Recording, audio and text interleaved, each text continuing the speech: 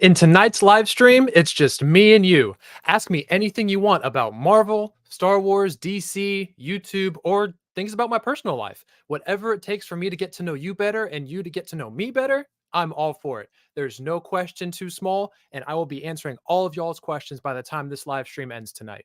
Now, my wife also said that I'm technically not allowed to hand out things like my social security number and my credit card info. So maybe I answer almost every single question. Regardless, we're going to have a lot of fun. Let's get this party started.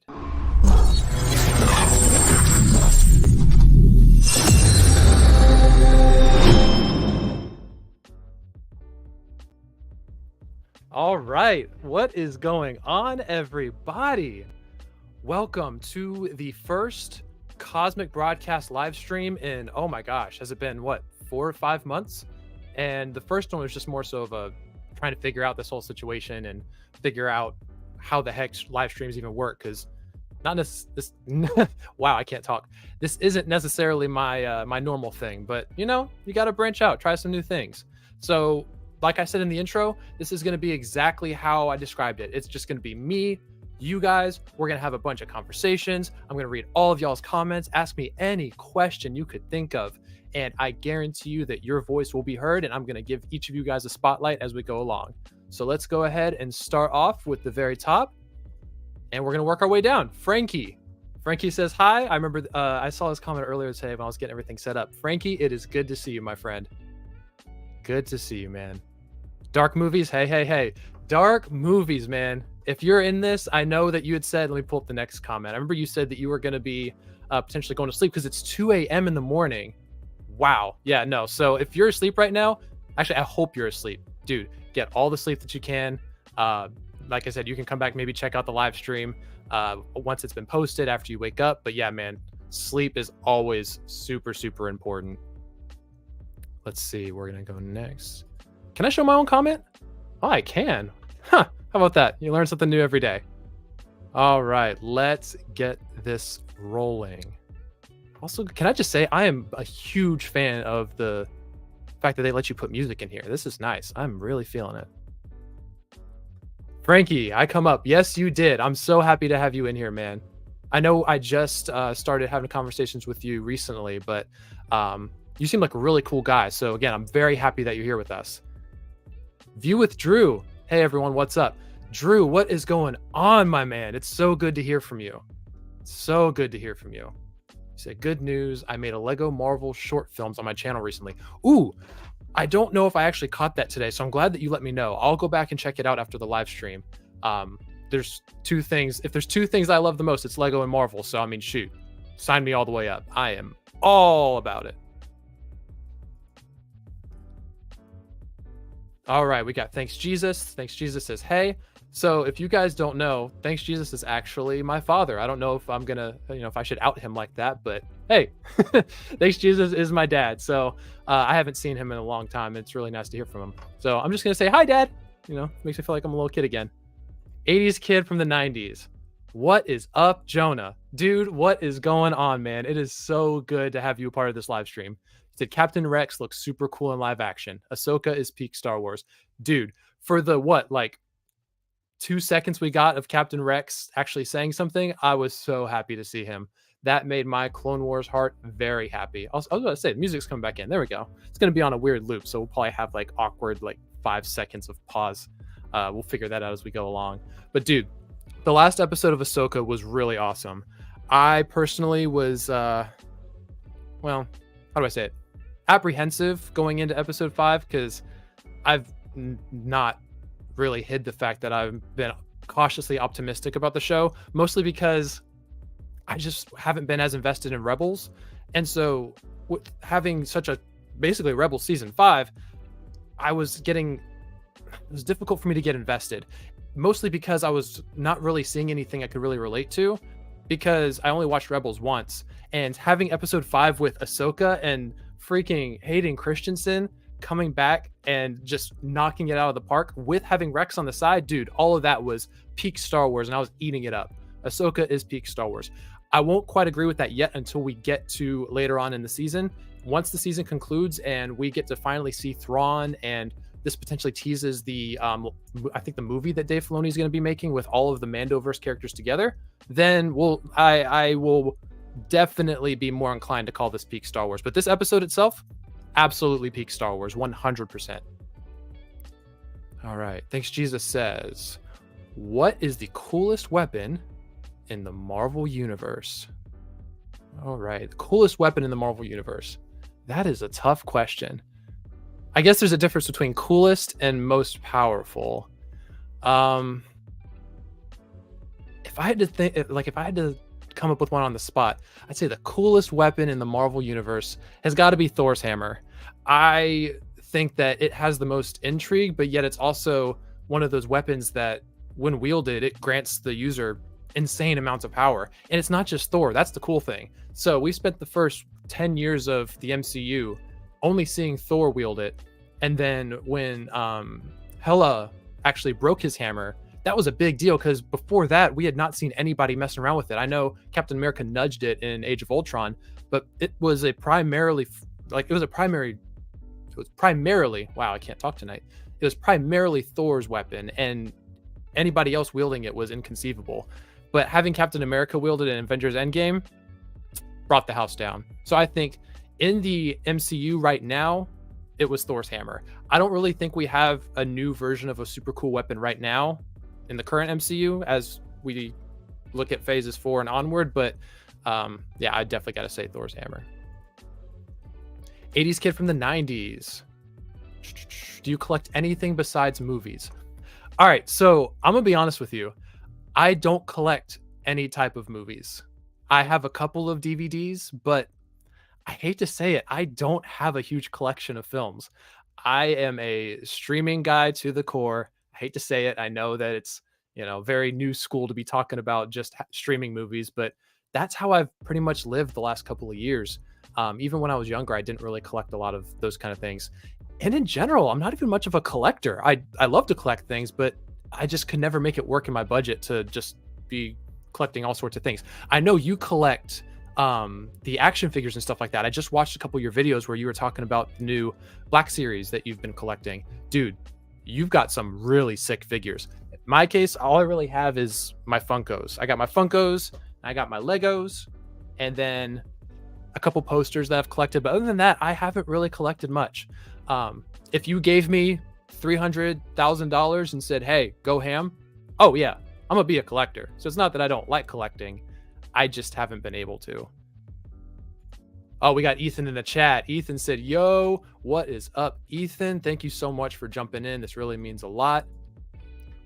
Thanks, Jesus said, what's on your shirt?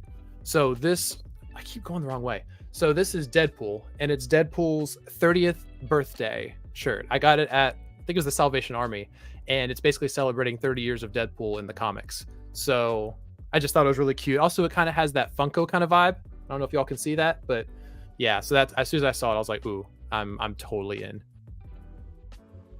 80s kid, he said, I have been posting videos this past week. Oh yeah, you absolutely have been, dude. I saw your Ahsoka review. That was really good. Like I said, I've been watching some of your collection videos. I'm just amazed. How, if you're reading this, how many action figures in total do you have? If you know, I'm really curious.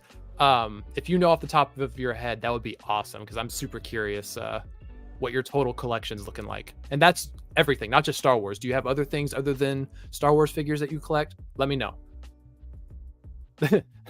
Thanks, just it's too late. Yeah, I just outed you as my father to the internet, so I apologize. But yet also not. It is what it is. Frankie says, I'm trying to get 1,500. Good for you, dude. Good for you. If anybody's looking to find a new channel to subscribe to, Frankie's going to be your guy. Let's try to get him to 1,500. And on the topic of family, Vin Diesel would be happy. We got Hannah in the chat. Hannah is my lovely wife, in case you were wondering. I totally did not bribe her under the table to make an appearance on this live stream. Wink, wink. But Hannah, thank you so much for being in the chat. Try not to get too crazy. I know you give you some opportunities, you might run with it. But let me just take a moment to just brag about my wife. My wife is amazing, especially when it comes to all of this stuff that I do on YouTube. I'm so grateful for her because if you haven't seen any of my past videos with her, she matches my energy when it comes to anything Marvel, Star Wars, DC.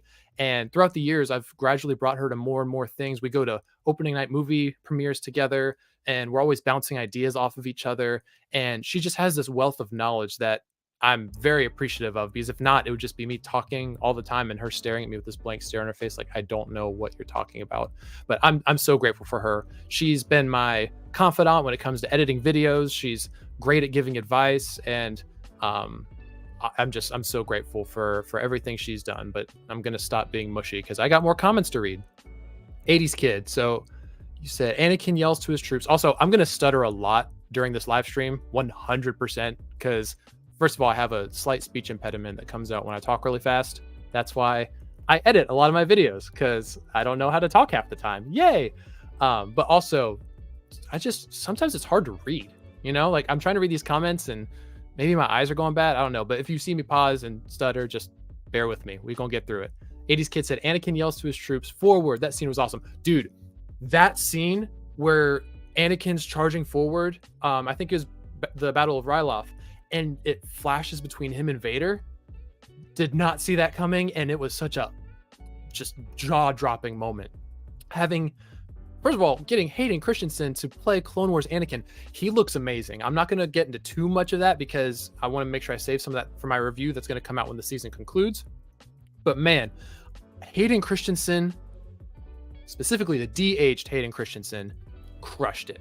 I mean, I haven't really seen him in anything recently, but seeing him just go, like, step back into the shoes of a younger Anakin Skywalker and not miss a beat, dude, I'm literally running out of words to describe it, because it made the Clone Wars fan in me so very happy. And I don't know if y'all heard that, but a car just drove by.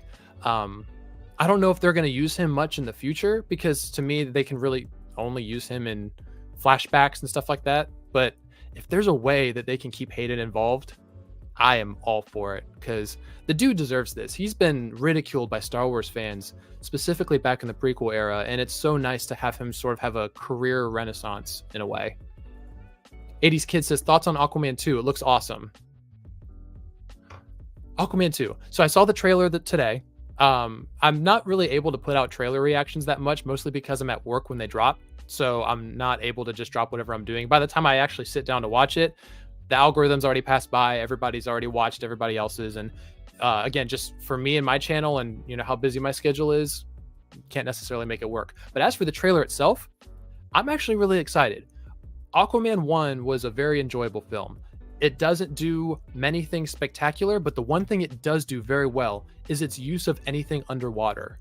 You know, you go to if your name's not Avatar, you know, most of the stuff in underwater and other films are give or take. And so I think having Aquaman 1 almost be exclusively underwater, except for a couple scenes, I thought they handled that perfectly. I thought the magnitude of the city of Atlantis, you know, when he's trying to find I think what was it, the cave or whatever, where the trident was, the bad guys, the underwater sea monsters or whatever they were, the final battle, the colors, the vivid just create the vivid creative design of the entire underwater set.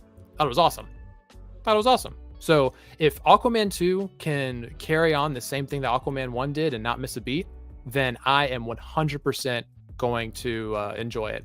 It doesn't need to do much, especially with it being the last DC movie before James Gunn completely cans everything and starts over.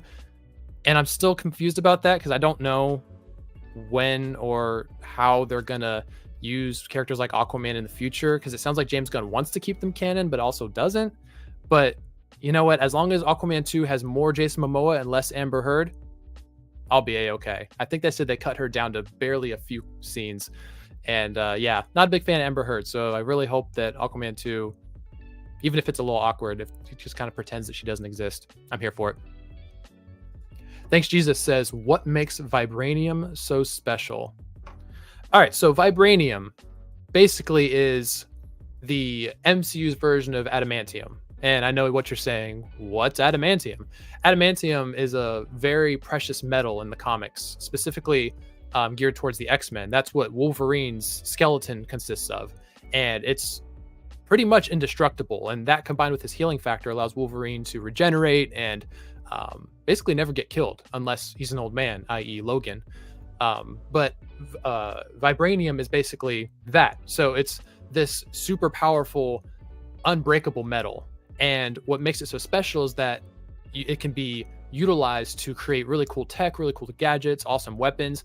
If you look at Black Panther and Black Panther Wakanda Forever, there's a big focus on vibranium in that, because to them, that's basically the essential or the core essence of Wakanda. Because it kind of was built over top of the vibranium supply, and Age of Ultron kind of dabbled in that a little bit as well. And Captain America's shield is also made of vibranium. Wow. Speech impediment's going crazy tonight. Vibranium. So Captain America's shield is made of vibranium. And like back in the day, vibranium was actually something that was really rare and very special. And now it just seems like everything could just be made of vibranium. But yeah, so that's what makes it so special, is that it is a very, very powerful resource / weapon in the MCU. 80s Kid says, Thor and Ragnarok, I don't need a hammer anymore. Thor and Infinity War, I need a hammer. What is the deal with Marvel derailing character arcs? All right, so here's the thing, and I'm gonna put on my larger, bigger picture hat for this one. It's not that either one of those arcs are bad. It's that the same creative team isn't necessarily working on both. So the people who wrote Thor in Ragnarok are probably not going to be the same writer's room who wrote him in Infinity War. And especially with how certain characters get passed around in different movies and different directors, the director in one movie may want things done a specific way that the other director in the separate film may not like. That's why we get things like the Guardians of the Galaxy in Thor Love and Thunder. I know Taika Waititi didn't really want to use them, but since Joel and Anthony Russo used Thor and the Guardians in Endgame, they kind of had to figure it out, even though that wasn't the plan of Waititi.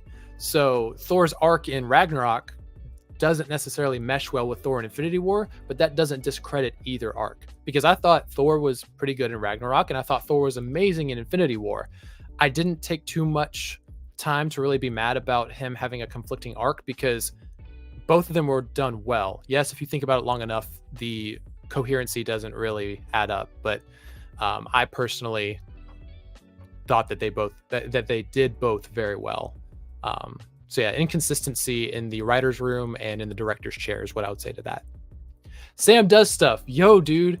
Sam, what is up, man? Thank you so much for being a part of this stream. The fact that you and everybody else just took a little bit of time out of your evening to come hang out with me and just spend some time really means a lot. I'm so appreciative. Also, thank you for your comment on one of my community posts. I think you did one or two of them, actually. That really does help a lot with giving me ideas, and whenever I pitch something, having you come up with a response to those posts, it's been really helpful. So I definitely appreciate you, dude. 100%. 80s Kid. Okay, so I think this was a response to what I asked him earlier. I have a couple G.I. Joes, not a whole lot of Marvel figures. I have at least 30-ish. Oh, wow. 30-ish Star Wars figures from the Black Series. Dude, like, that's insane. That's insane. So I guess it definitely means that you're a big Star Wars Black Series collector. I mean, once you get over 10, I think you're pretty much a big deal.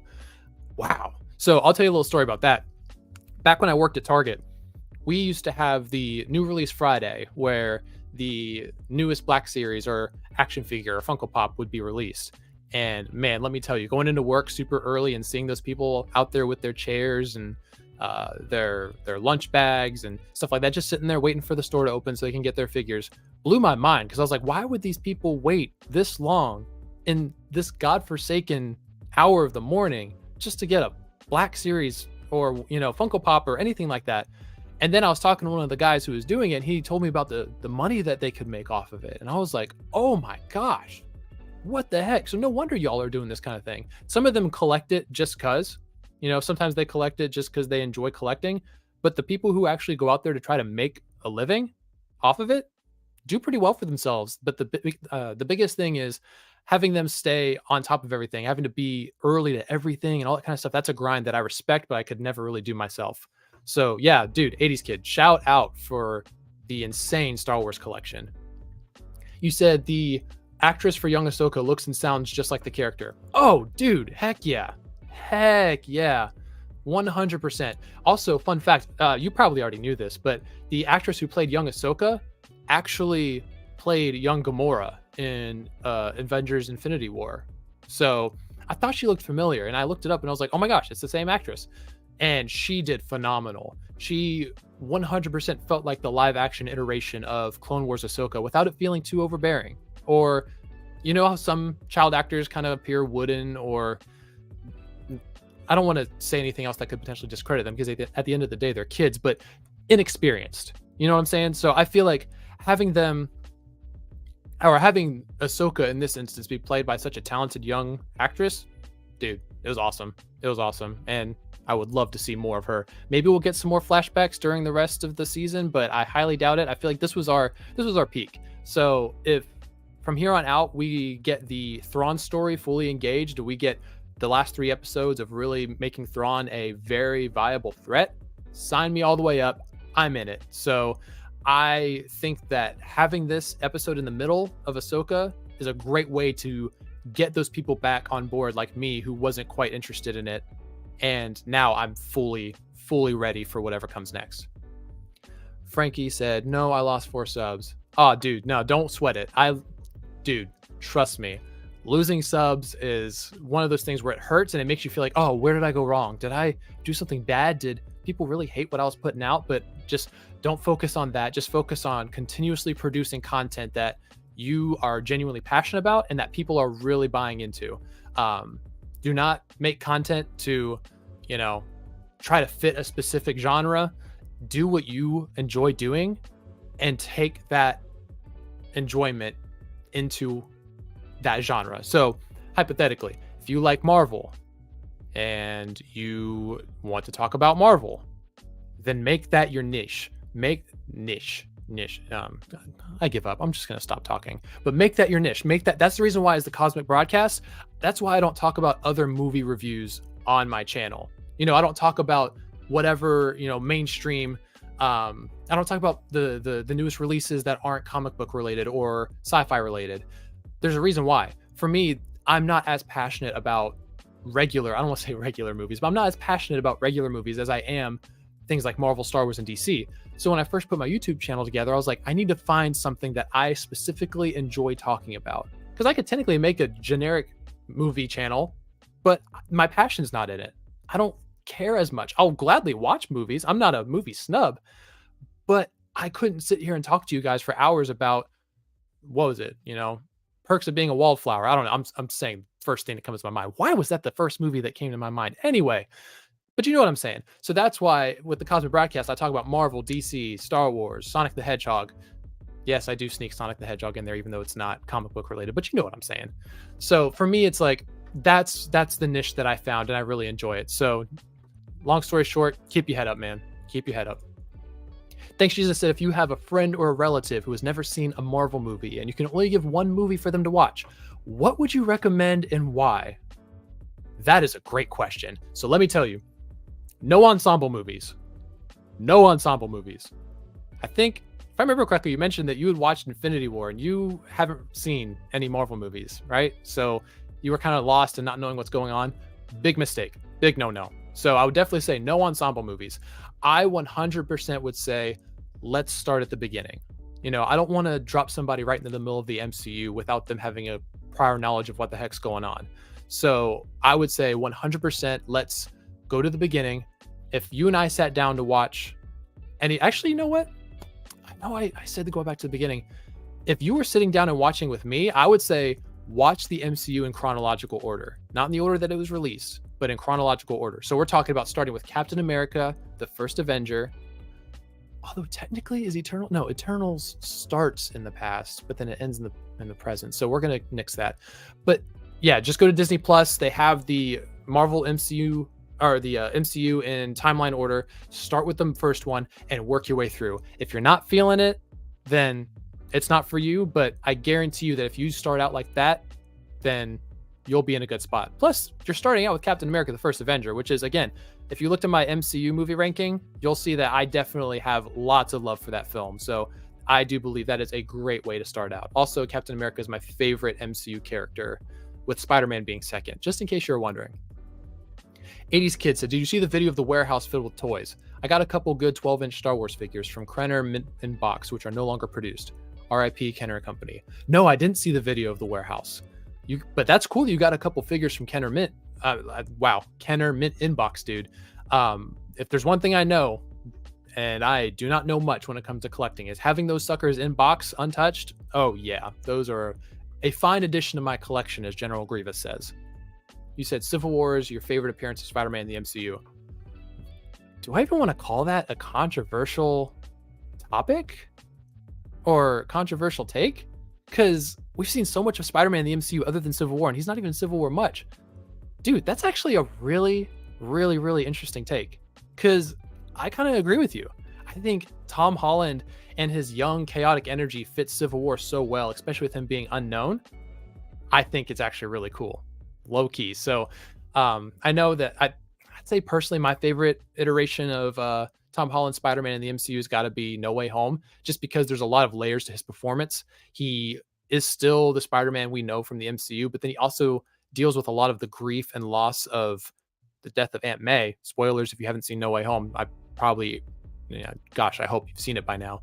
But I feel like he had so many more emotions he had to process through. And by the time we reach the end of that movie, he becomes the Spider-Man that we all know and love from both the comics, the video games, where he's a little bit more of the world-weary Peter Parker.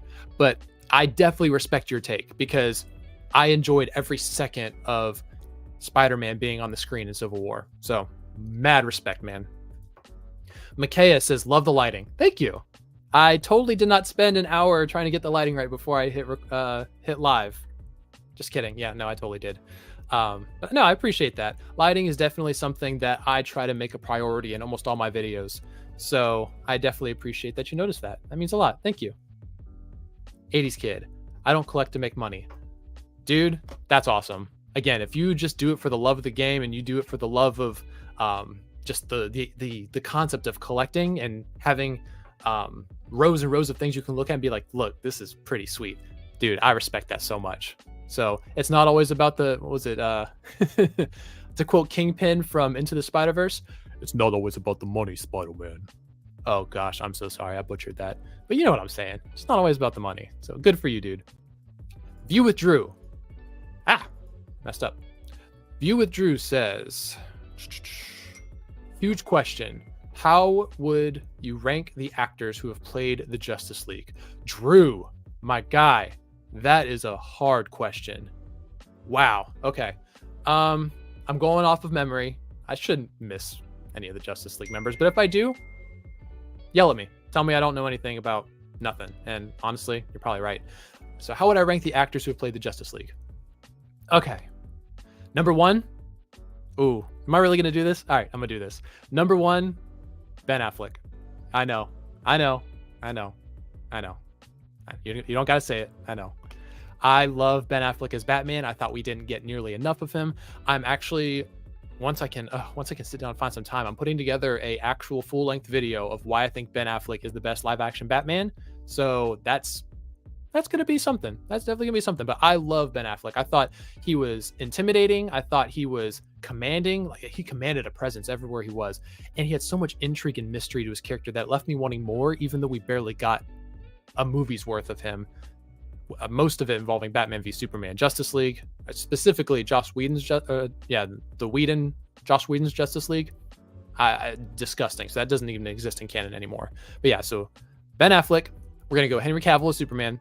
Never had an issue with him. I thought he was always solid. I thought he was great, playing the role that he was directed to do from Zack Snyder. So, he gets hate from random pockets of the internet, but I thought Henry Cavill was awesome. I thought he was stoic yet layered, and I have trouble finding a specific problem with him. I know a lot of people were mad about his neck snap in Man of Steel, but that's not a Henry Cavill problem. That's a Zack Snyder problem, because that's what he was told to do.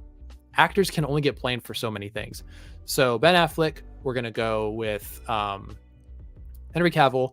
Then we're gonna go Jason Momoa as Aquaman. I had no idea Jason Momoa was gonna be as good as he was in both Justice League and in the first Aquaman movie. It's such a step away from the character that we know from the comics with the blonde hair and the goofy power set. Yeah, he still keeps the power set, but Jason Momoa just brings that energy and just the coolness factor gets dialed up to 11. So I thought he was a very pleasant surprise. Number 4. Oh, Lord have mercy. All right. I'm going to pull an audible and I'm going to say Gal Gadot. Gal Gadot. Yeah, Gal Gadot. I was going to do both, but no, I'm going to do Gal Gadot solidly at number 4. I thought she was great in the first Wonder Woman. Other than that, I don't like her. I said what I said, especially the more projects that have been coming out. I haven't been buying it. She went from being such an interesting character in the first Wonder Woman movie to just feeling so half-baked and wooden the whole rest of the way. It's like she started phoning things in more and more. I know Gal Gadot isn't the most talented actress in the business right now, but I just feel like she tried her butt off in the first Wonder Woman and it showed. And especially when we see things like her cameo in Shazam 2 or in The Flash, doesn't work for me. I'm ready for a reboot. I don't know if Gal Gadot's going to come back in the future, but I'm ready for a reboot. And then Ezra Miller last. I thought he was pretty good. I thought Barry Allen, Miller's portrayal as Barry Allen in The Flash was good, but I just don't know how I feel about the actor as Barry Allen, if that makes sense. Barry Allen is not that kind of, I don't know. Barry Allen just doesn't, I don't think of Ezra Miller and Barry Allen in the same sentence. I would think Grant Gustin way before I would ever think about Ezra Miller. And controversy aside, I'm trying to keep the personal life and the entertainment side separate. I can't vibe with it. So I would say Ben Affleck, Henry Cavill, Jason Momoa, Gal Gadot, and Ezra Miller. Yeehaw. It is what it is. Like I said, the Ben Affleck one gets me all kinds of hate. 80s kid. Ben Affleck had so much potential for the Caped Crusader.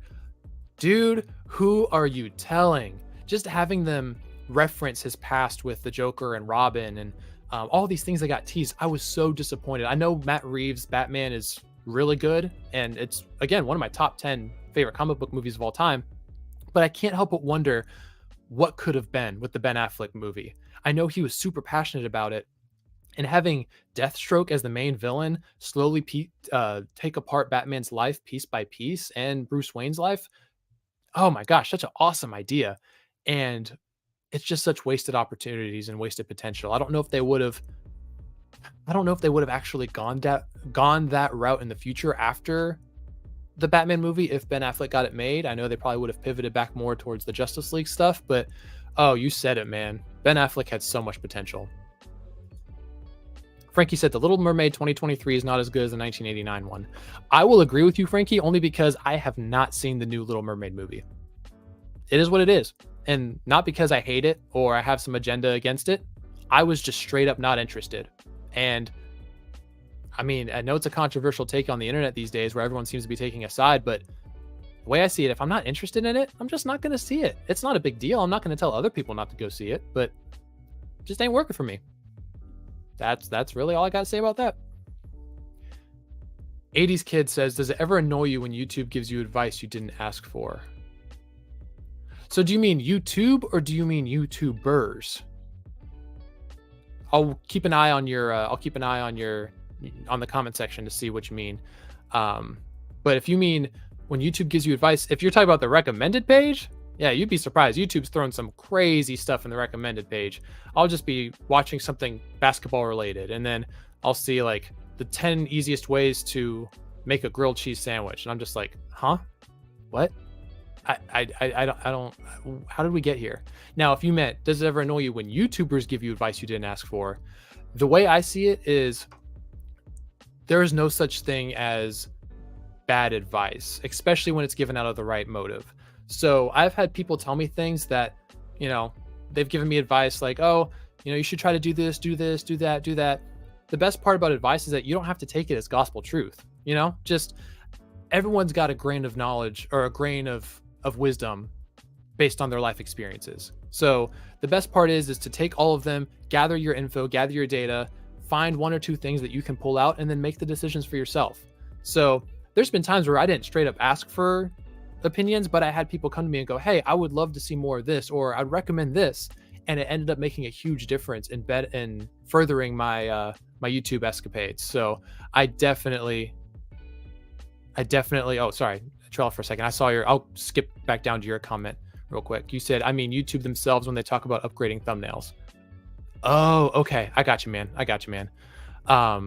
Yeah, no, I completely agree. Totally with you. It's definitely annoying, and it's definitely one of those things where I could give or take it, dude. Jason Entertainment. Hey man, how are you doing? Jason, it is good to see you. I just got to see your stream with Ken. Yeah, it was really good seeing you guys talk about Ahsoka. I'm sorry it took me so long to get to this comment because you waited a long time. If you're still here, dude, thank you so much for checking out the live stream, man. I really appreciate it. I'm doing great. I am not gonna lie, I'm being completely real. Definitely a little nervous going into this thing. Live streams are tough for me because if you look at any of my content on my channel, I am a heavy editor. I edit all my stuff. That's my thing. You know, I do less videos mostly because I don't have the time to do it. But the videos that I do put out, I put everything I have. I, heavily edit music, graphics, sound design, all that kind of stuff. And live streams are difficult for me because like I mentioned earlier in the stream, I struggle a lot with communicating and talking, and I have the speech impediment. Sometimes I have difficulty pronouncing words and sentences. My brain will go trail off, and there's times where I'll have a great idea, but I won't think about it until I'm literally laying in bed going, why didn't I bring that up? So honestly, yeah, it's definitely a stretch. This is going way outside of my comfort zone, but I'm enjoying it so far. Again, you guys make this. If this was just me talking to myself, it would suck. So having you guys engaged and talking in the comment section and asking me questions, I love it. I love it. All right, so we're going to move on. The First Avenger is very underrated. It is a great movie. Yeah, 80s kid. So didn't you, I think I remember your comment on my video. That's your favorite Marvel movie, right? Or your favorite MCU movie? I'm pretty sure it is. But yeah, no, I remember seeing that and I was like, you know what? I respect it. It's definitely controversial, but it's a great movie. Some people say it's slow and it's boring, but dude, I love the 1940s aesthetic. I love Captain America. I love Chris Evans. Just there's a lot of things that they did right in that movie. And for an origin story, it's pretty amazing. Thanks, Jesus, with the first super chat of my YouTube career. Love you, son. Keep hustling. Ah, see, who's cutting onions? Oh my gosh, thank you. Wow, I appreciate it. I think the only thing I can do for that is normally when someone does a super chat, you when someone puts a super chat in, you play a clip or something. I loaded in. So fun fact, I only loaded in like 3 clips, and they all kind of suck. So here's what you got. I'm Michael Jordan. Stop it. Get some help. Yeah, sorry about that. I don't got anything super positive. How about this one? And here we go. All right, now I'm just goofing around. So yeah, no, thank you so much. I appreciate you. Isaiah. All right. What we got? Top 3 Hulks. By the way, I watched one of your videos. I've been hooked ever since. You were seriously doing great things up here despite the stuttering. Hey man, it would not be a Jonah anything without some stuttering all throughout. You know what I'm saying? It is what it is. Thank you for commenting. I really appreciate that. Top 3 Hulks. You mean of like all time? Like movies? I mean, because there's really not much. I'd say top 3 Hulks are Edward Norton, Mark Ruffalo, and oh my gosh, I'm forgetting the name of the guy who played Hulk in 2003. Y'all got to refresh my memory in the comments. But it's the guy from 2003. I think in that order as well. I actually think Edward Norton is a better Hulk than Mark Ruffalo. I said it.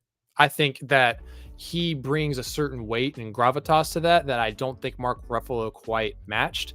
And I was really disappointed that we didn't get more of him in the future. I know they had that contract dispute and he wanted to have more say in the character.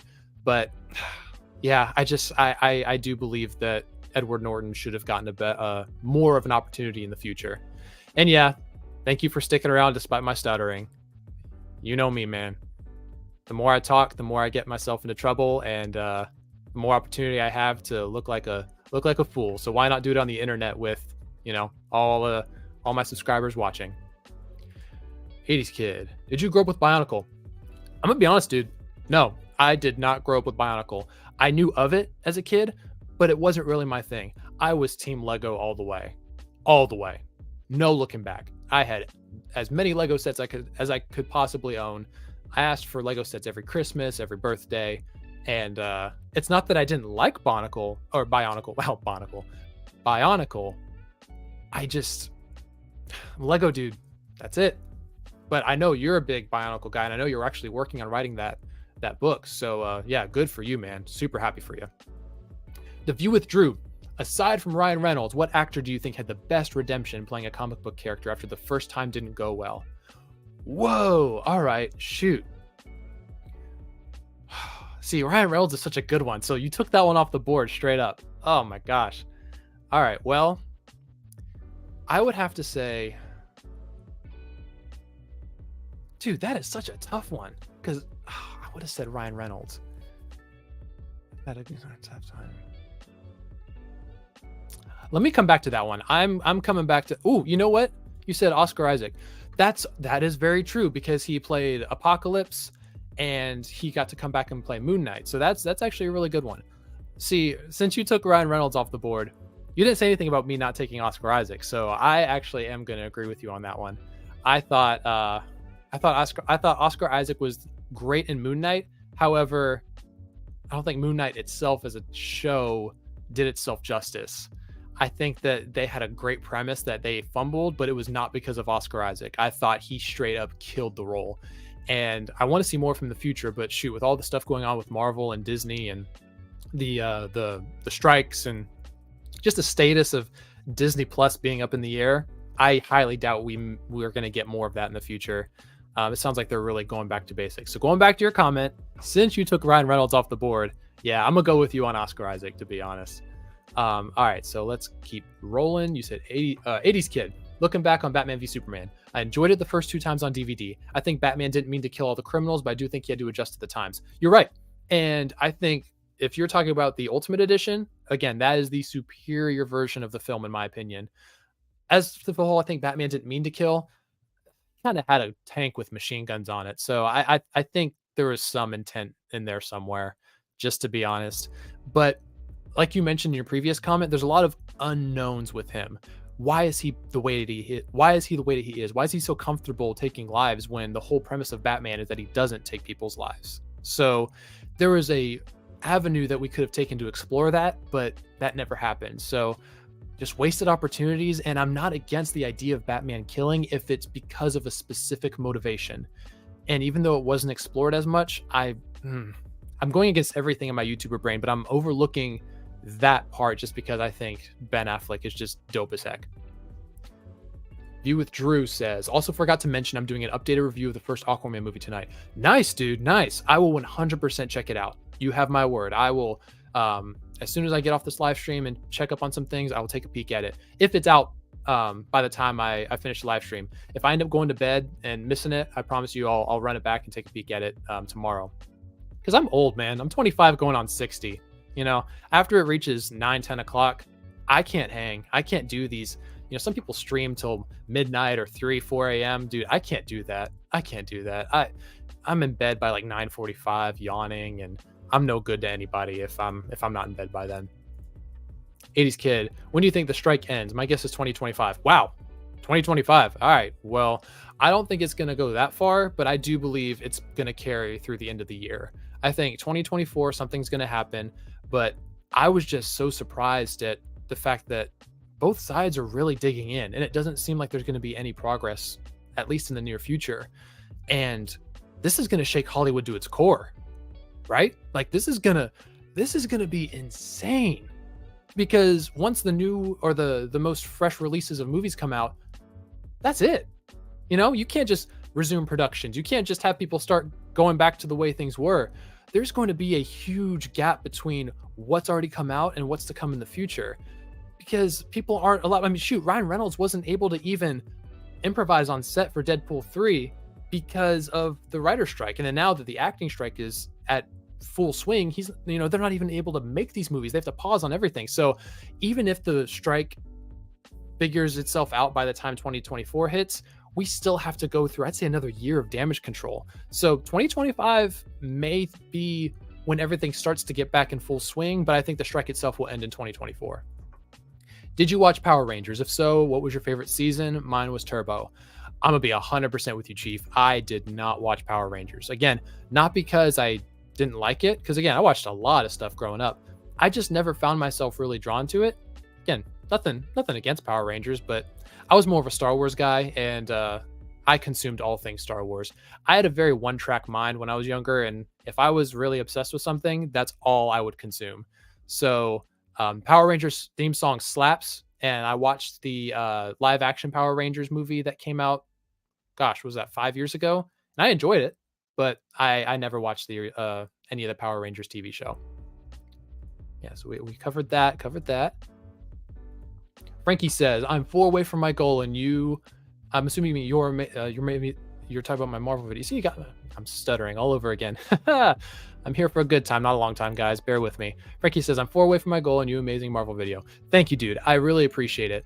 That Marvel video, dude, that kicked my butt. I was working on that thing for 2 or 3 months with the planning and the writing and the editing and the filming and all that stuff. Oof. I was very grateful to release that. It's one of those things where, sometimes when you put out a project, you really hope that people like it, and you start to worry that it's not going to do well.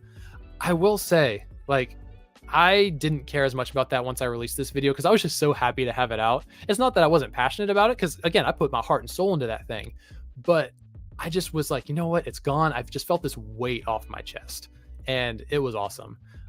So yeah, that is definitely the story behind the MCU video. So I'm glad you liked it. Mikaya says you're killing it. Oh, thanks. I appreciate it. Doing my best. Only going to get better from here, right? Jason says, thank you for coming by too. Yeah, I watched your videos and it's pure gems. Seriously, the editing is incredible. I think that's one of the good things about videos is editing. Jason, dude, I appreciate it. The love is definitely felt. I appreciate you, man. Yeah, no, for me, different YouTubers kind of have their own thing. Some don't edit as much, and that's totally fine, because if you have engaging content, editing is just a complementary. It should never be the main driving force of your videos. And I think for me, I use editing to both accent the stuff that I say. So if you notice in a lot of my videos, I have a lot of zoom ins and zoom outs. It's mostly to accent what I'm talking about, so it helps draw attention to certain intonations and certain words. And then editing also does help me with some of my struggles with speaking, where I can have a thought for a minute or 2 minutes and then go back and check it out in post and remove some of the parts where I started to ramble and, chop things up and make it feel more coherent, because that's just learning how to overcome adversity. I know my weaknesses and I know what I enjoy doing. And I love editing. My wife asked me, she's like, how can you sit there at your computer and edit for hours? For me, it's like, I enjoy it. I really do. So yeah, no, that has definitely become a mainstay of the channel. And I hope to keep that up in the future. I know my computer, man, I feel like if I had a faster computer, I could definitely crank these things out way faster. But until the heavens open and $1,000 falls from the sky into my lap, then I'm just gonna keep making it work on the computer I have now. The View with Drew, what's your favorite music biopic? Ooh, all right. So we're gonna look at a whole different genre here. All right, I would say Elvis. Honestly, I know it's the easy choice, but when my wife and I watched it, we didn't see it in theaters just because we never got around to. But once we streamed it from home, I thought Elvis was really enjoyable. I thought Austin Butler was incredible as Elvis. I thought he had all of the little intonations down. I thought he had the little facial features and reactions and stuff. I thought he was spot on, and I enjoyed it pretty much from start to finish. So I would say Elvis. 80s Kid says, I like movies that feel grounded, unlike today. Am I right? Yeah. If we're gonna MCUify that question or that comment, think about Captain America: The Winter Soldier. When's the last time we got something that felt like Captain America: The Winter Soldier? You know what I'm saying? Like, I know Secret Invasion tried to be like that, but that was like, That's like going to Dollar General and wanting a steak and getting the best thing they have. You know what I'm saying? Like, you're disappointed because you know what a steak tastes like. You know, you're really excited, but then the end product that you get is still a disappointment, even though in your mind you wanted it to be better. Secret Invasion to a T. And I just don't feel like they're going to make things like that anymore, because it takes time, it takes effort, it takes a writer's room who's all on the same page, it takes a director who has a passion for what they do. All of these things need to fit together to make a creative and inventive movie. And Winter Soldier 100% did that, but we have not really had that recently. Jason says, I love to edit videos as well, but yeah, it takes time and also a good editor program. But yeah, that's the moment where you can put your creativity to the forefront. Keep up the good work, man. Thank you, Jason. I really appreciate it. Yeah, dude, editing is awesome. It's a creative process. It's just like anything else. And yeah, a good editor program, you need something that you're comfortable with. There's no such thing as a wrong editing software. It's whatever you're comfortable with. Personally, to be completely honest with you guys, I use iMovie for almost all my videos.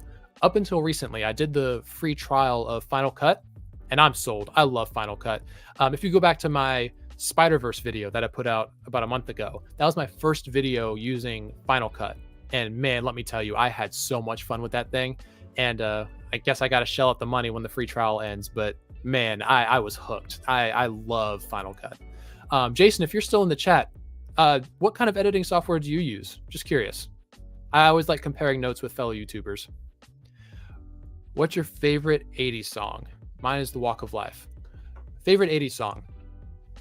I mean, is it too easy to say Don't Stop Believing? I mean, I know everybody says that, but it doesn't change the fact that I love it. You know, I grew up listening to it at, events and stuff like that. And dude, whether it was people's proms or weddings or all that kind of stuff, when that came on, it's like it's like Wonderwall for my generation, because people hear that stuff and they're like, let's go. Yeah, no, it's definitely Don't Stop Believing. Edward Norton was the goat Hulk. Yes sir. Just gonna put a hot take. Oh gosh, I don't even know if I want to read this. Eternals is underappreciated. My dude, that is a controversial take. And all right. I want to know what your thought process is behind that. Eternals, I did not enjoy Eternals. Dude, I couldn't vibe with it, man. I really couldn't. That was one of those movies where I was like, should I be enjoying this as an MCU fan? Am I supposed to enjoy this? Like, is this a requirement? Like, is this part of my MCU fandom badge, is that I have to enjoy it because it's a Marvel movie? I struggled enjoying it. I thought it was slow. I thought the pacing dragged on and on. I didn't care about the characters. I didn't even know who the heck they were. Because none of it clicked for me. And when the first scene of the movie, which was a couple of the characters just walking and talking, I don't even remember where they were. It felt like London, and it was Cersei and Icarus, I think, and one or two other people. I was bored already, and I was like, is this how the rest of the movie's gonna go? And even though it picked up at the end, I was not vibing with it. Personal opinion, again, just me. Me saying Eternals is bad does not mean that you got to say Eternals is bad, because it's subjective. My enjoyment is definitely not going to mimic yours shot for shot. So respect your opinion. I can't vibe with it. The View with Drew, his performance as Apocalypse wasn't bad. The writing for his character was bad.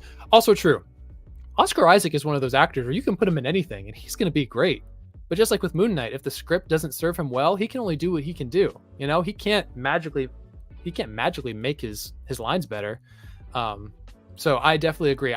When I was younger, I remember seeing X-Men Apocalypse in theaters, and I thought it was great. And I didn't really start not enjoying Apocalypse until I started watching it more, and I was like, it's kind of new. It's not very nuanced and very just kind of, I don't know, mustache twirling, super villainy. Yeah, not feeling it. But I agree. The writing for his character is what let him down, not the actor himself. So now I'm referring to DVD. I don't do R-rated material. I got you, dude. Okay, I got you. Thanks for clarifying that. What do you call two witches living together? roommates. Oh, all right. So we've reached the joke portion of the live stream. I dig it. I dig it. We're an hour in and we got our first joke. Nice. All right. 80s kid. I turned 27 in a few weeks. Dude, happy early birthday. I know this is super early, but hey, live it up. And hey, who's to say you got to celebrate your birthday just on your actual birthday? Part of growing up is being like, you know what? I could celebrate my my 10-month anniversary of my birthday. You know, do what you got to do, man. I'm happy for you, man. I know people would say Ben Affleck redeemed himself playing Daredevil. Yeah, I mean, dude, I have not talked to anybody who said they liked Ben Affleck as Daredevil. Seriously, nobody. So I think Ben Affleck 100% turned it around. 100%. Even though people still complain and whine about his portrayal in Batman v Superman, the majority of people that I've talked to have all talked about how it felt like he really did redeem himself in his role as Batman. Movie time. Ooh, we got DJ in the chat. DJ, what is going on, man? Good to hear from you. Glad you got to swing by and say, hey, the Jonah, you are a natural on here. Great stream. Loving seeing great content creators doing great things. DJ, I really do appreciate that, man. Seriously, that means a lot. This has been a blast so far, and I'm really glad that you guys I'm really glad that you guys are a part of this. If you guys aren't aware, DJ makes some incredible content. I got actually connected to him through Zach Millen Talks Movies, and let me just say, DJ is a incredible human being, and he has some amazing content on his channel. So if you guys have a moment, definitely go over and check out Movie Time Minute 100%. All right. We're going to keep going. I'm going to speed up the comments just a little bit because I will be here all night. I love to talk, and if I keep going through these at the speed I am, I'm never going to get these through. So I need 3 more 12-inch Star Wars Kenner figures. After that, it's Power of the Force. Yada, yada, yada. I will be done collecting original trilogy stuff. After that, I will only focus on Clone Wars figures. Heck yeah, dude. Definitely start working on those Clone Wars figures. That is a great timeline to be collecting. Rhonda says, are grandmas allowed? Heck yeah, grandmas are allowed. Welcome to the chat. Let's go. Ladies and gentlemen, the Cosmic Broadcast grandma is in the chat. What is going on? This is pandemonium. 80s Kid says, I'm referring to Black Series for Clone Wars figures. Yeah. Dude, when you get those Clone Wars figures, definitely put those as a YouTube short, make a full video about it, because I will definitely be tuning in. DJ says, I watched Elvis twice in theaters. It was my second favorite movie of last year. Dude, mad respect. I didn't get exposed to it until I saw it on Max, but when I did watch it, I was sold. Elvis is a 95. And you said, my favorite Elvis songs are Stuck on You and If I Could Dream, as well as In the Ghetto. Nice, dude. Thanks for sharing your opinion. Honestly, one of my first Elvis songs I ever heard was Hound Dog when I was a kid. And I sang that joint all day, every day. I had that thing on repeat. Back in the old days when you actually had to go to iTunes and download it and plug in your iPod Nano and, have it, actually having to drag and drop. Dude, Hound Dog was my jam. Movie Time Minute. I'm going to keep going back and forth between DJ and Movie Time Minute, so bear with me. Jason, you were great with Ken earlier. Enjoyed what I got to see. Dude, I completely agree. It was great being able to be part of their live stream for a little bit. Frankie says, Guardians of the Galaxy Volume 3 is my favorite movie of the year so far. Spider-Man Across the Spider-Verse is a 2. Frankie, I think I actually agree with you. Shot for shot. I 100% believe Volume 3 is my number 1. And I think Across the Spider-Verse 100% is right below it. Both are incredible movies. And with the downturn in quality of comic book movies over the last couple of years, those two were shining lights in the middle of the darkness. He said, I agree. Eternals is incredible. It's also my wife's favorite MCU film. Hey, again, totally respect it. I totally respect it. Honestly, DJ, I wanna link up with you soon. I just want to hear your thoughts on that, like outside of the live stream. So I 100% would love to hear kind of more details about your opinions on Eternals. All right, Jason says, Movie Time Minute. Thank you so much. I had to put some Jar Jar love for you. Yes, if you guys don't know, all you got to do is talk to DJ. We believe in Jar Jar Binks supremacy over here all day, every day. Can't wait to meet you, man. You're such a great content creator. Yeah, dude, I agree. DJ's awesome. He's so personable and just makes you feel right at home. Frankie says, I hate to say this, but Eternals is my worst MCU movie. I don't think Eternals is the worst, but it's down there in my opinion. So you're not too far off, Frankie. Ty says, I am here, but cannot hear you. Oh, well, I sure hope my mic is on. Chat, can y'all real quick let me know if my mic is on? Maybe Ty's just doing that to freak me out, but can one of you guys real quick in the chat let me know if you can hear me, just to be safe? Because Ty, if not, there's this thing called a volume button on the side of your phone. If you turn it up, it might work. I'm sorry. I'll stop playing. But yeah, I'll see if someone in the chat says that they can actually hear me. Because okay, mic is working. Thank you so much. Okay, movie time minute confirmed. Whew, Ty, you're giving me a heart attack, man. You might have to look at your settings, make sure that that they're working. Whew, I was like, oh, this whole thing was not. Oh, Lord have mercy. I was about to. I don't know what I was gonna do. Fun fact, totally random. Before I get to the next comment. This is a full thing of water. Right before I started recording about an hour ago, I spilled this entire thing everywhere, all over my phone, all over my keyboard, all over the floor. So I was already nervous about the live stream, and you add in the fact that I had water dripping all over the place. Yeah, it led for a very stressful last couple of minutes before I hit record, or I guess go live. Jason says, I used Filmora 9 for like my 20-30 minute videos, I think, and then I started to use Filmora 11. I've heard great things about that, and who knows, I might actually check that out one day just to see how I feel about it. Because a lot of people have said they use Filmora, and I definitely want to see what the hype is about. Kang died the exact same way Red Skull did. But did they die? Right? Did they die? Because Red Skull... Red Skull. Sounds like I said Red Skull. Red Skull never died. He got taken all the way over to... Oh my gosh. Can I even call myself a Marvel fan? What the heck? I refuse to let this go without mentioning it. Where did Red... It's gonna... Vormir. Oh my gosh. Thank you. Okay. I was not gonna move past this without remembering. It's been, like I said, I haven't watched... I don't know. I haven't really kept up with MCU movies recently. My wife and I just binged them all again before I did my ranking video, but there's details like that. I just feel like it's slipping me. Am I just getting old? Am I just forgetting things? But anyway, yeah, Vormir. Yeah, Kang didn't really die, I don't think. I think he just got transported somewhere. But I guess we'll see when it comes to the Kang Dynasty movie. Jason says, yeah, I know Eternals was not well received. I feel like if Eternals was not tagged as an MCU movie, the movie would have been a bit more praised. I don't know how to explain it, man. Honestly, that's probably the best way to explain it. I think people went into it expecting it to be an MCU movie and were so surprised by the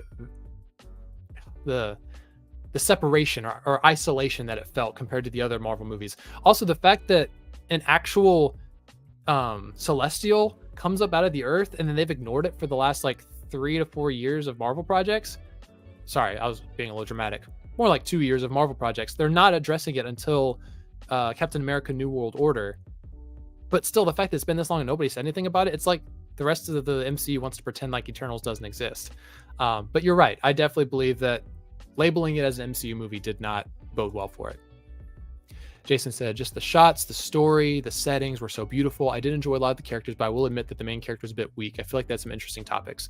Yeah, I can give you that. I thought a lot of the CGI was pretty impressive, but I think when I went to see Eternals, I was still in that mindset of starting to get disenfranchised with the MCU as a whole. So I really started to get a little bit disconnected. And so seeing the CGI monsters fighting the CGI heroes over and over and over again, I just for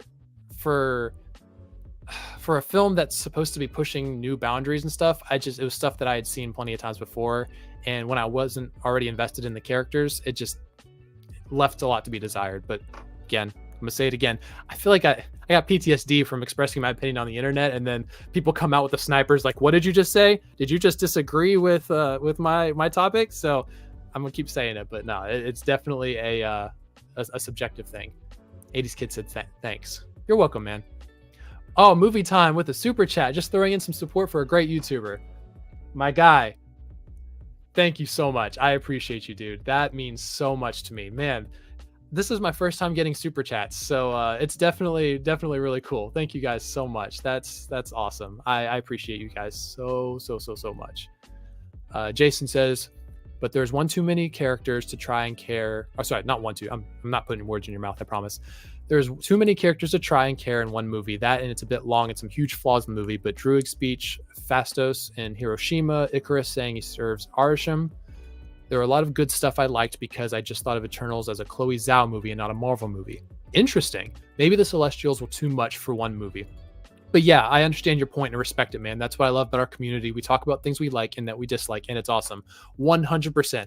Also, let me throw this out there just to prove that I'm not just a hater. Would Eternals have worked as a TV show better than a movie? That's a question that I want to throw your way. Because I feel like having so many characters bodes well for a TV show that has 10 to 20 episodes to deal with all that kind of stuff, not just trying to cram it all into a 3-hour runtime for like an actual movie theater movie.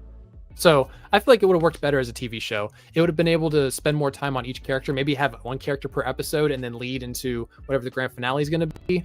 But that's just my opinion. Iron Giant or Lilo and Stitch? I'm going off of recency bias. My wife and I just watched Lilo and Stitch a couple weeks ago. Lilo and Stitch all the way. Nothing against Iron Giant, but I just prefer Lilo and Stitch. Let's hope Aquaman 2 is a winner when DCU ends. Yeah, no, honestly, let's just end the DCE. Let's just end the DCEU on a good note. I'm sick of all the negativity. I know I'm a part of it because I talk about this stuff on YouTube, but I'm ready to just have a win for DC to just close this chapter and let's start fresh and let's move on. Totally agree. There you go. We already covered that. Jason says Mike is good. Rhonda says loud and clear. Just says we can hear you. So I think what this is all showing is Ty. I don't know if you're still watching, but I think that's you, bud. I think it's you. Movie Time Minute. DJ says you don't seem nervous at all. Thanks, man. I appreciate it. I promise you, on the inside, I am screaming, but we're having a good old time.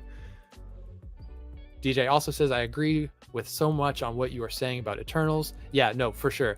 Honestly, y'all should collaborate and make like, I don't know, make like a make an episode, a YouTube video of why Eternals is an underrated MCU movie. I think that'd be a fun thing for y'all to collaborate on because shoot, you guys seem very passionate about it. And I would tune in because again, my mind is never fully made up. So if you guys could present something super convincing, who knows? Who knows? Yeah, Vormir. Yeah, thanks, man. I don't know why my mind blanked on that. I've been really struggling recently with just recalling things. The only genre that I seem to not skip a beat on is Star Wars. That's just because I've been a Star Wars fan since I was a kid. So I read all the books, I watched all the movies, played all the games. So Star Wars is a part of me. Marvel and DC were both things that got added on later in life. So I think it's little things like remembering Vormir that just completely slipped my mind. Remember when action figures would cost $5 to $10, at least for 3.75 inches and 7 inches. Dude, don't remind me. Don't remind me. Oh my gosh, I do remember when action figures cost $5-10. Do you remember when Lego sets that were like the really cool ones, like I'd say about medium size, were $20? You remember that? Remember Toys R Us? Oh gosh, y'all about to put me in my feels right now. Nah, people always ask me, you know, what time period would you go back to if you could time travel? I would be so happy going back to the late 90s and early 2000s and just relive my childhood because, you know, it was never perfect, but just had fun. Lego sets were cheap, but they were still cool. So yeah, I'd go back there in a heartbeat. Now they cost $16. Yeah, dude, it's ridiculous. It's ridiculous. Not, like being an adult is already hard with gas going up and food prices going up and everything else going up, but it's another thing to mess with Lego sets and collectibles, dude. That's just disrespectful. Like I want to, if I could just snap my fingers and make everything go back to how it used to be, I'd do it, but it is what it is. DJ says the location shots in Eternals were incredible, beautiful camera work. That may have been mostly Chloe. I completely respect all the hate for this movie, though. I see it. I just happen to enjoy it. And see, that's the crazy part. In a world, specifically in a YouTube world, where you're expected to either be firmly on one side or firmly on the other, people don't talk about the fact that there's a middle ground, even if it's just coming to an agreement. You know, we live in a to pull a joke, the Joker. We live in a society where we are 100% just hardwired to firmly defend something to the point where everyone else gets their opinion invalidated. When in reality, it's like I can 100% take a strong stance on Eternals and tell you why I don't like it, but I can never tell you you cannot enjoy it, because at the end of the day, if I told you that you can enjoy something, I am I'm literally like canceling myself out, because that's not how that works. That's not how that works at all. 80s kid. Sorry for the pause. I actually forgot where I was at. All right, let's get back on going. Attack of the Clones is better than the sequel trilogy. 80s kid, dude, hey, you're spitting straight facts. Absolutely. I thought The Force Awakens was good. Kinda. In the moment. But yeah. I'll take anything George Lucas created over the sequels. All day, every day. If there is one sequel hater out there in the world, I am that one hater. And I will stand by that until the day that I pass away. 80s kid, yeah, they've gotten ridiculous in price, but they're still so nice to have. Dude, that's the problem. Like, they're so nice to have, and it's like, oh, it hurts now. Like, it hurts. Like, I want to buy these things, but it's not that the quality's gone down. It's just, it's expensive. I hate it. I don't know if y'all have noticed this, but have y'all noticed that the toy section in places like Target and Walmart really ain't what it used to be for Star Wars fans? I remember when I was younger, it could barely contain all the Star Wars toys that they had in there. And those really durable lightsabers that you could pop out, you know what I'm saying? And like just whack your sibling with it or whack a neighbor with it, make them cry. I totally am not speaking from personal experience, but those things were sick. And I was looking at Target the other day with my wife when we were shopping. I was like, this Star Wars section sucks compared to what it used to be. I don't know if it's just me. I don't know if I'm tripping, but let's see. 86 Kid says agreed. Jason says, you heard the man, DJ. We know what to talk about in the collab. I'm just saying. I am just saying. View with Drew says, out of the classic action movie characters, how would you rank them? Oh, dude, that's a very extensive list. I feel like if I actually sat down and did that, I would be here all night. So if I would say classic action movie characters, I'm just going to start with the Terminator. Arnold Schwarzenegger. Let's just keep it at that for now. And he is probably one of my top favorite classic action movie characters for sure. I'll honestly, that might be worth putting together a list in the future. But if I actually went through the whole list, I'd be here all night. So Terminator, specifically Terminator 2, incredible movie. Said, I'm down. Collaborating has recently become like a drug to me. I love it. I'm working with something. Yes. So not going to give away too much, but DJ and I are working on collaborating with for a specific topic. I think you guys are really going to enjoy it. I'm not going to give it away, but yeah, let's just say you guys are going to enjoy it. He said something with Zack Attack. Now I'm thinking we should definitely do something. Yeah, see, look, this is what YouTube is all about. This is what it's all about, man. It's all about collaboration. It's all about sharing stories and picking the brains of fellow like-minded people. This is why I got into YouTube to begin with, is, other than my wife, I really struggled finding connection with people with the stuff I wanted to talk about. I wanted to talk about Star Wars and Marvel and, the latest news, and people would just look at me like, huh? Like, okay, people do the, okay, yeah, but they're really not listening. That's why I was like, I want to find more people like me who I can just bounce things off of when we have these kind of conversations. So, dude, absolutely. Collaboration is the name of the game. Not just for channel growth, but just for building relationships.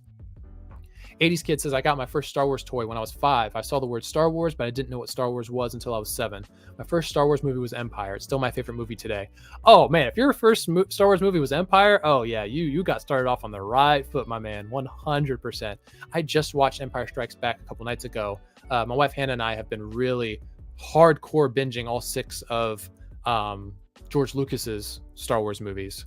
We're avoiding the sequel trilogy because we are, as I mentioned before, undoubtedly sequel haters. No two ways about that. But yeah, no, dude, I also got started with Star Wars right around the same time and same age. And Star Wars is just a way of life for me. It's part of who I am. So for sure. Frankie says, Doctor Strange 2 did not need to be called Doctor Strange in the Multiverse of Madness. Frankie, darn straight, man. You wanna know why? Because there was no multiverse.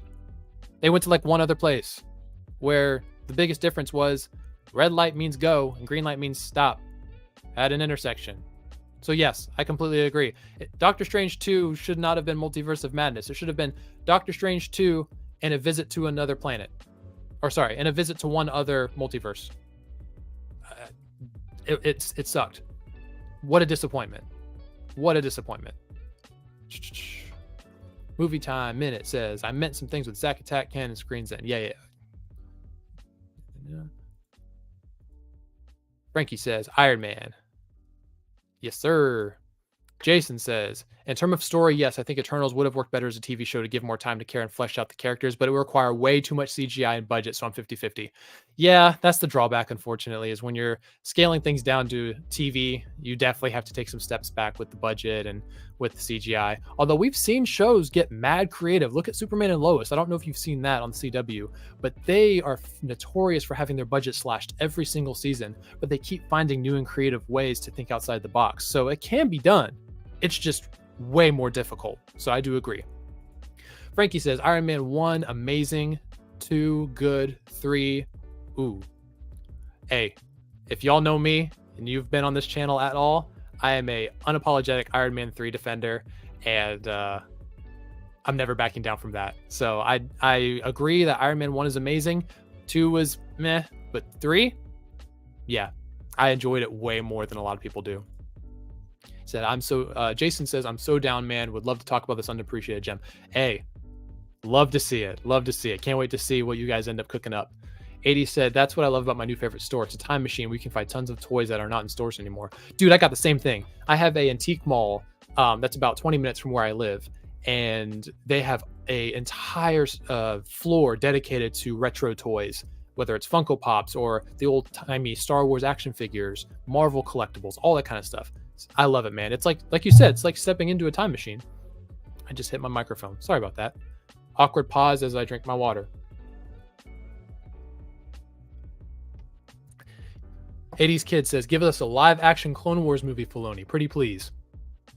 I feel like that ship has sailed. As much as I would love to see that, I feel like the ship has sailed. I think that the Clone Wars as an animated show worked perfectly, and I think if we're going to have anything related to the Clone Wars in the future in live action, it's going to be dedicated mostly flashbacks, unless they do something. And if they do a live action Clone Wars movie, I'm in there. I'm totally in there.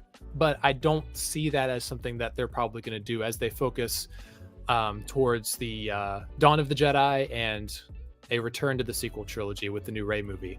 Yay, which nobody asked for. Woohoo! 80s Kid said, the second Star Wars movie I saw was in theaters. Can you guess which one that was? Well, if I'm doing basic math, you said you're 20, about to turn 27. Is it Phantom Menace? Let me know. Let me know if I got it right. If not, sorry. View with Drew. My ranking of the classic action movies is Terminator. See? Yeah, Terminator. Let's go. Number 1. John McClane. 2nd, Indiana Jones. 3rd, Rambo. 4th, Neo. 5th, but they're all still great. Yeah. For sure. Indiana Jones is a classic, man. I love all of the original 3 Indiana Jones movies. I liked Kingdom of the Crystal Skull, but didn't work as much for me. And then I thought Dial of Destiny was straight poo-poo caca. Didn't like it at all. DJ says, I'd swap your 1 and 2, but other than that, I can get down with that list. Yep, for sure. That is a solid list, Drew. 80s Kid says, the new store I go to has tons of mint on-card Ninja Turtles. Nice, dude. Nice. I don't know hardly anything about collecting cards, so I'm assuming that's really good. So that's awesome, man. You said they have stuff from 2001 Buzz Lightyear cartoon. Wow, that's a blast from the past. I remember watching that when I was younger. Man, that was super fun. I remember in my mind, I was like, when they first announced that the Lightyear movie was going to be made, I was like, oh, maybe they'll have some references to that cartoon. But no, they did a pretty adamant, or they made it pretty adamant that they weren't going to be referencing that at all, which is a huge bummer. I wish they did that. And I think that's partly why Lightyear flopped, the new one. Partly because people didn't care, also because it felt lazy, but also because I feel like they didn't shout out the 2001 cartoon enough. But maybe that's just me. DJ says, I'm okay with a Rey movie if it actually has a vision. Yeah. I see what you're saying. But the sequel trilogy as a whole never truly had one. And so what are they going to have to do to, like, they're going to have to do a lot to actually make this movie feel like it deserves to be made. Because if a movie can't prove or convince you of his own existence, then it should never have been made. And so I didn't like Rey's writing in the sequel trilogy. I didn't like where they went. I'm not a hater, because I did like The Force Awakens. It introduced some great ideas, but The Last Jedi took such a pivot and just crapped on everything else. And then the Rise of Skywalker was just a course correction, followed by just the writers going, we don't know what to do, so fan service, fan service, fan service, fan service, and hope that would work. Just left such a terrible taste in my mouth that I still carry with me to this day, which kind of makes me, or it kind of explains why I'm a little more pessimistic towards the world of Star Wars right now, specifically Disney Star Wars.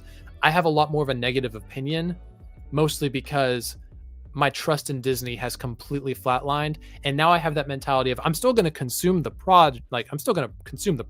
So you're going to get your money from me, Disney, but I'm going to have my arms crossed at first, with an open mind, and expecting to hopefully have my mind changed. Andor did that for me. Andor 100% just blew my mind. And I started out with my arms crossed, being like, this is going to suck. But I finished Andor like, holy crap, this was incredible. And Ahsoka is kind of doing that for me right now. I started out being like, ugh, there's a lot of problems I have with this. But episode 5 was like, you know what? Maybe there's hope. So back to your original point. Yeah, I mean, I guess if it has a vision, cool. But it's going to take a lot to get me on board. 80s kid. Oh, Revenge of the Sith. Oh, my bad. I was 2 movies off. Hey, again, considering you went from Empire Strikes Back to Revenge of the Sith, those are 2 A+ Star Wars movies. So, dude, that's awesome. That is awesome. Movie Time says, Lightyear was such a letdown for me. I'm glad they're doing a new Toy Story. But do we really need Toy Story 4? Do we? Do we? What more is left to be told? How many times are we going to go back and revisit Bonnie? Is Andy going to come back as a 40-year-old and, get the toys for his children or his great-grandchildren when he's 60? I don't know. I feel like, or not Toy Story 4. I'm so sorry. Toy Story 5. Do we need a Toy Story 5? Wow. Yeah. See, I already forgot that they made a Toy Story 4. I just feel like the creativity has run out, and I really wish we would just do some new stuff. Do a spinoff. I don't know, but I don't know how many stories are left to be told in the Toy Story world, but we'll see. That movie's an insult to the Buzz Lightyear. In my headcanon, Buzz Lightyear Star Command was the thing that made Andy want a Buzz Lightyear. Yeah, totally agree with you, man. 100%. Frankie says, I want Andy to find out the toy can talk. Maybe that's a concept for Toy Story 5. Who knows? Frankie says we might get Lightyear 2. I'd be all right if we don't get that. Honestly. DJ says, honestly, if any Star Wars was being made from the new trilogy, I'd rather it be Poe. They wasted Oscar Isaac's talent in those. He can do so much more than what was written for him. 100%. 100%. Just like how all the other, especially Finn. Finn and Poe were just crapped on 100%. The Force Awakens got me interested in them. That part worked. But then The Last Jedi, I was like, yeah, Poe is some ignorant, borderline sexist dude who, is trying to get in the way of the females, and the females got to put him in his place. And I'm like, no, Poe's raising some legit points, but y'all aren't giving him the time of day. And the more and more that the sequel trilogy progressed, he just got more and more pushed to the side, just like Finn. So yeah, justice for Finn and justice for Poe and Finn. Maybe that'll be their ship name. Finn or Finn Poe. I don't know. I'm gonna stop talking. Frankie. I was like, baby, baby, baby, oh. I don't know if that was a song you were referencing, but I think I just outed myself. 80s Kid says Toy Story 3 was intended to be and still is the true ending. John Lasseter didn't do Toy Story 4. 100%. Toy Story 3 is the conclusion. 100%. I'm gonna shake your hand virtually because you are spot on, my dude. Frankie says Deadpool time. Hey, I'm always down for Deadpool time, man. Dark movies. I got a question to ask you. Why are you not asleep? Go to bed. It's got to be what, like 4 o'clock? Go to bed. It's okay, dude. Go to bed, my guy. You got to get some sleep. I'm very appreciative that you checked out the stream. Definitely means a lot. But dude, I need you to get some sleep, man. You gotta get that beauty sleep. I'm also gonna shout out Dark Movies as well. If you guys are into horror at all, you like horror movies, horror games, all that kind of stuff, check out Dark Movies. He has some incredible content on his channel. And honestly, y'all should subscribe for him. Y'all should subscribe to him just for the fact that he is currently awake at 4 a.m. his time to be a part of this live stream and say hi. So that dedication alone, hey, let's shout out Dark Movies. DJ said, I get what y'all are saying on a new Toy Story, but I love being with these characters so much. I'm just happy to be back in that world anytime I can. I totally respect that. If you just love the characters for who they are, then you'll never have a problem with seeing more of them. So I respect that 100%. Yeah, Dark Movies. Let's go. Let's get some love for him. Jason says, I don't think we needed Toy Story 5. I was surprised at how Toy Story 3 turned out to be. It was fantastic. And then when they announced 4, I was stressed out and then made it again incredible. I thought 4 was okay. Still wasn't a huge fan. I still think it didn't need to be made, but I like where they went with Bo Peep, and I like that they actually tried to make a unique story. But I still believe that Toy Story 3 felt like a suitable end. But man, if Disney's ever gonna, far be it from Disney to pass up an opportunity to make more money. And if they will defile a grave for the 87 billionth time, if that means they make $100 million, then they're gonna pick up that shovel and get right back to work. Frankie said, hot take, but Toy Story 3 is my worst one. Don't agree with you, man, but I 100% respect your opinion, for sure. Toy Story 2 is sneaky good. Toy Story 2 is definitely sneaky good, but I think 3 is my favorite. Jason says, but like you, I don't know what other concept we could explore. Toy Story 3 teaches you that you have to move on. 4 teaches you how to move on. 5, how to move on, but in a different way? Yeah, no. Toy Story 5 is just going to be like same soup, just reheated. It'll be like how to move on in a different way. It'd be like, we learned how to move on, but could we move on again? The sequel. Dun, dun, dun. Jason says, Beastmaker. Damn, that is a wild hot take, but it's okay. I respect it. I'm curious, what didn't you like about it? 80s Kid says, does anyone remember the Disney Store? Blockbuster, Toys R Us, or KB Toys? Oh, dude, I remember all of those, but KB Toys, that's a blast from the past. Also, dude, Blockbuster is the OG. You're making me nostalgic, dude. Frankie said, so you had a bad day, so you eat a block of cheese. DJ says, hey guys, I gotta jump off here, but this was fun. Keep up the great work. You are the man, Jonah. Also, all of you in this chat, you are awesome people and you are appreciated. Bless you all.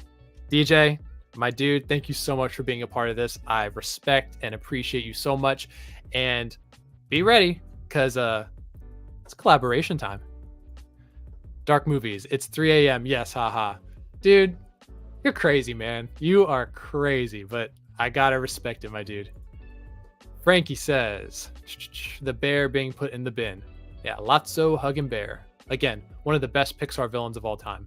Actually, for the 10 people that are watching right now, you guys get a little sneak peek. One of the future live streams that I'm definitely going to be doing, because this was really fun. I definitely want to do this again. My wife and I are going to be a part of the same stream, and we're going to be ranking all Pixar movies. So stay tuned for that. Don't know when it's going to happen because she's very pregnant and free time is definitely hard to come by, but be on the lookout for that. Jason says, I used to hang out when I was in elementary school with my buddies to Blockbuster, and man, I miss those times. Dude, there's no better feeling than going in. I remember one of the first movies I got was Everyone's Hero. I think the one about Babe Ruth or the kid in the bat. And I got it on VHS, and that was one of the first movies I got from Blockbuster, and I was so excited. Blockbuster was like this magical place of any movie you could ever want, at least when I was a kid, and I can still smell it. You know what I'm saying? I can still remember the smell, the sights. Just, it was a magical time. Also, that was back when McDonald's had video game consoles in their dining rooms. Y'all remember that? Zach Milne, hey, we got the man, the myth, the legend himself in the chat right now. He says, Jonah, what is going on, man? You hear that Lando is no longer a series, but is moving into development as a movie. Thoughts? I did see that, and I think it's the right decision because Disney has been so uneven with their TV shows. They've had some good ones, and if Ahsoka pans out, this is easily going to be the best one, especially for Star Wars. But I think that they're better off making a movie. Am I asking for the Lando movie to be made or the Lando project as a whole? No, I don't really care. Like, Donald Glover was awesome in Solo, and I did love his portrayal. I thought he portrayed young Billy D. Williams excellently. but I don't know if we need that right now. You know, like right now we're bouncing all over the place. There's no coherent vision. We're doing early Dawn of the Jedi when the first Jedi was like they're explaining the origin story of the first Jedi. We've got the Rey movie, we've got the Mandoverse movie. We're jumping around from so many time periods that adding in the Lando movie, if it takes place after Solo, even before, it's just taking up yet another spot. And I feel like if I wish there was more coherency. And yeah, I have to pick movie out of the two, but I still surprise me, Disney. You know what? Yeah, surprise me. Surprise me. Not that you're going to be watching the stream right now, but surprise me. 80s Kid says Toy Story 4 shows how the writer and director didn't care for Buzz or Woody's development stories. Yeah, Buzz specifically 100% got sidelined. He just was this dumb jock looking guy, and I don't think he really progressed at all. In fact, I think he severely regressed. So I'm with you on that one. 80s Kid says congratulations. Heck yeah. Jason says, OMG, yeah, I used to have Spyro game from McDonald's. Wow, so much nostalgia. See, y'all did this. Y'all messed up starting talking about nostalgia stuff, because man, I could talk about nostalgia for ages, man. I'm a visual person. I'm also a very sensory driven person. So like smells, sights, all that kind of stuff.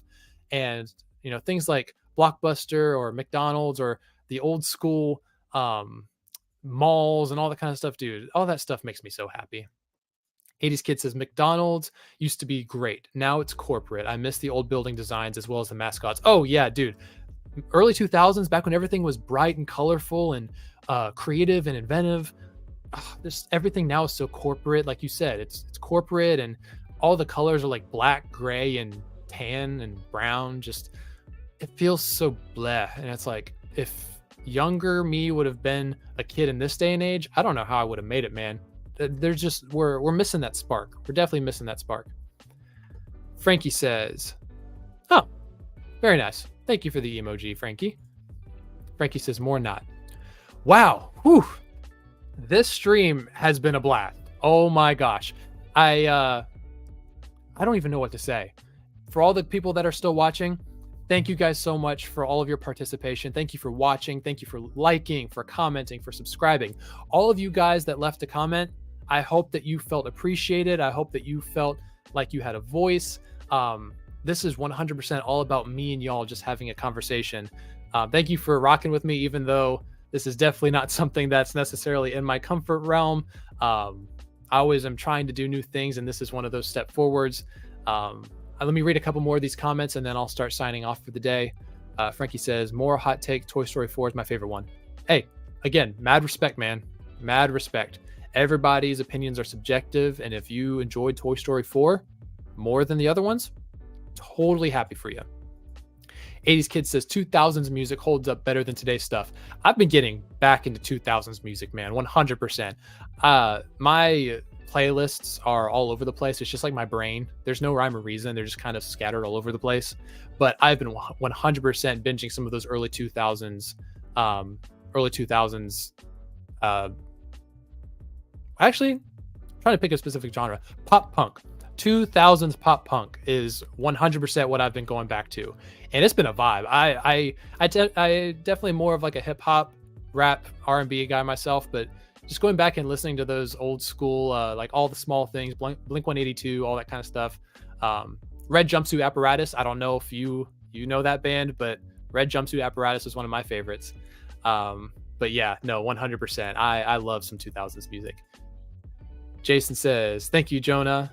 You are a great dude. You are so great, dude, and so interesting to listen to. Hope to meet you one day. Jason, thank you so much for the love, man. I genuinely appreciate it. And then when I this is not just for show. I don't do all of this just to push an agenda or something like that. I do this because I genuinely love talking to you guys. This just makes me so happy. And so the fact that you got enjoyment out of it, and again, the fact that you spent time out of your evening. We all have things we got to do, but the fact that you spent it hanging out with me, again, much love, man. I appreciate you so much. 80s Kid says early 2000s. Yeah, all the small things, absolutely. Blue. Yeah, I'm blue. Yeah, that always slaps. You can never convince me otherwise. Frankie says I'm 2010. That was my year. Again, that was also a great year. A lot of good stuff in that in that era. But all right, guys, we're gonna go ahead and wrap up for the night. I've said this a million times. I'm gonna say it again. Thank you to each and every one of you. You guys rock. Be on the lookout for more of these in the future, because now that I got this one under my belt, I got a bunch of ideas for some stuff in the future. If you haven't yet, please consider subscribing to the channel. I think my next video that's coming out, I'm going to be working on it, I think this weekend, is I'm going to be reading y'all's comments on my community post about Star Wars, controversial takes. So if you haven't yet, go check out my community tab. I think you have to scroll a little bit, but there's going to be a tab where I was asking for y'all's opinions about Star Wars hot takes. If you want to get your comment read on my actual full-blown video, go back there, check it out, leave a comment, and I should be filming that tomorrow or the day after. So if you get it in by then, I will feature your comment as part of my video. So looking forward to hearing from you guys soon. With all of that out of the way, I want to thank you all so much for watching, and I will see you next time.